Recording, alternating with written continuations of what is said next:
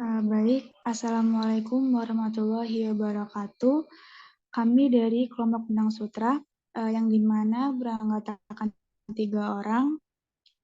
Sebelumnya saya izin untuk memperkenalkan diri. Nama saya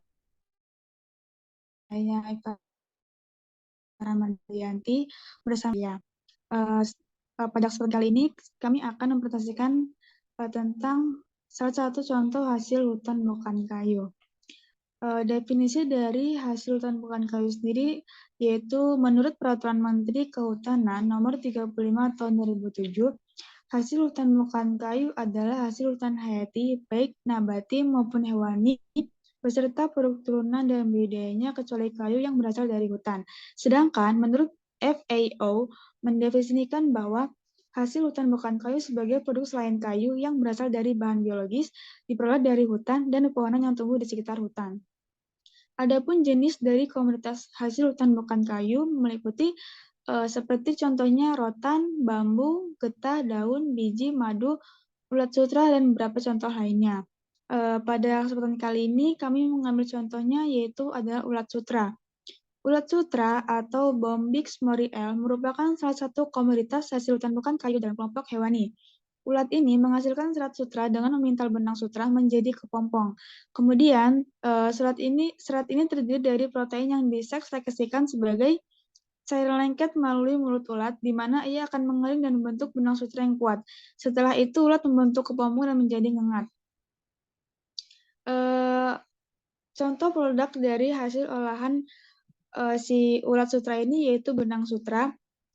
Benang sutra merupakan jenis benang yang terbuat dari serat sutra, merupakan serat alami yang dihasilkan oleh ulat sutra atau larva dari ngengat Bombyx mori.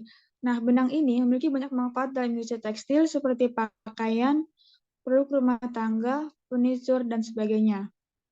Selanjutnya yaitu ada proses ulat sutra menjadi benang yang akan dijelaskan oleh rekan. Baik, di sini ada proses ulat sutra menjadi benang. Yang pertama itu ada telur. Ulat sutra bermula dari telur yang berwarna putih dan berpola coklat, yang pada akhirnya siklus hidupnya ulat sutra tidak memakan atau minum, melainkan kawin, bertelur dan mati. Mengangat betina akan bertelur sekitar 200 butir dan merekatkan telurnya di atas daun murbei. Setelah 12 hari tersebut akan menetas. Lalu yang kedua ada larva. Larva yang sudah menetas akan dipindahkan ke ruangan pemeliharaan dan akan terus diberi makan hingga dewasa, mulai dari 4 mm hingga tumbuh menjadi ukuran 8 cm dengan proses ganti kulit sebanyak 4 kali. Next. Lalu yang ketiga ada kepompong yang dimana ulat tersebut kemudian membentuk kepompong atau pupa dengan cara memutar tubuhnya sehingga akan menghasilkan lilitan benang yang tidak terputus sepanjang 300 meter dengan gerakan konstan sekitar 65 kali 65 per menit. Lalu yang keempat ada pembuatan benang. Selanjutnya kepompong direndam dan direbus dengan air panas sehingga mudah diurai. Benang yang sudah diurai akan dipintal dengan cara dipelintir menjadi satu helai benang tersutra. Benang tersebut kemudian digulung dan dipintal. Lalu di sini ada teknologi pengolahan benang sutra. Yang pertama ada pemintalan yang digunakan untuk memintal benang secara sutra menjadi benang yang halus dan kuat. Mesin ini mampu mengatur kecepatan dan ketenagaan benang secara presisi yang dapat menghasilkan benang sutra dengan kekuatan dan kehalusan yang diinginkan. Lalu ada pemintalan ganda. Pada proses ini, beberapa benang sutra digabungkan menjadi satu yang lebih kuat dan tahan lama. Teknologi pemintalan ganda memungkinkan produksi benang sutra terdampar berkualitas tinggi dan kekuatan tarik yang tinggi. Lalu ada pun perwarnaan yang memberikan warna pada benang sutra. Pada proses ini dilakukan dengan pengaturan suhu, tekanan, dan waktu yang tepat. Lalu ada tenunan.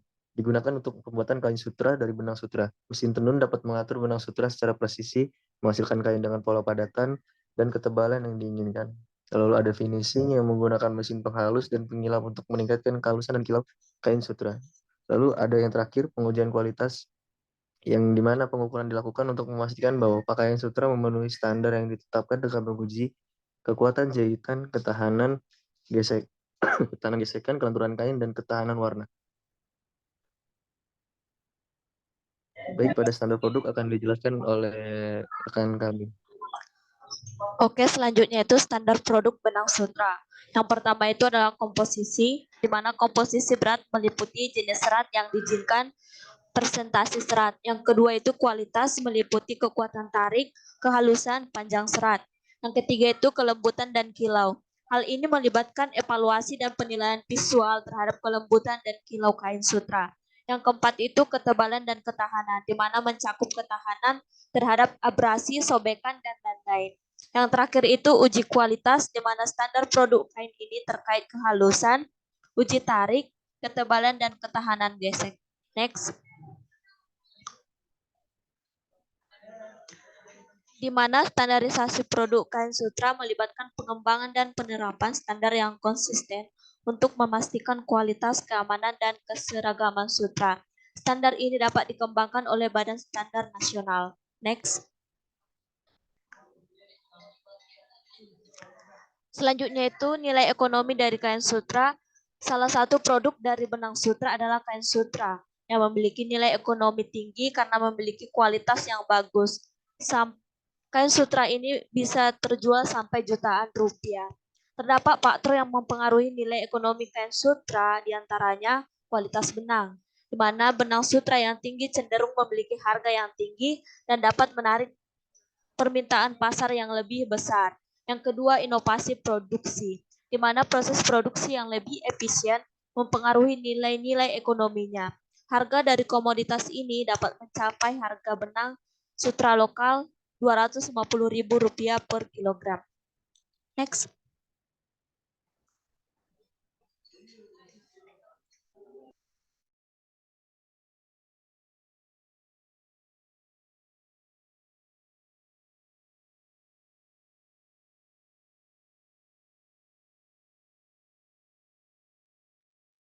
Baik, terima kasih kepada rekan yang telah menjelaskan materi pada kesempatan kali ini.